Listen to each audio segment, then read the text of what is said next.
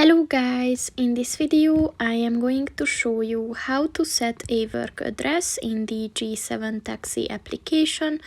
But first I just want to mention, don't forget to subscribe to my channel, because at 10,000 subscribers I am going to show you my whole YouTube revenue statistics and growth strategy, as well as how to make money online. Let's jump into it. First of all, open the application on your phone. And then click on the three lines at the top of the page on the left. And then click on the favorite addresses button.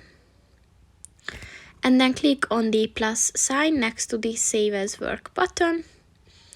So first you have to set your address, that's mandatory. And then you can provide any further commentary on your address.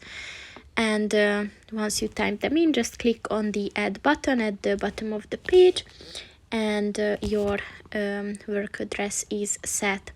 So that's pretty much it for this video, guys. See you in the next one. Goodbye.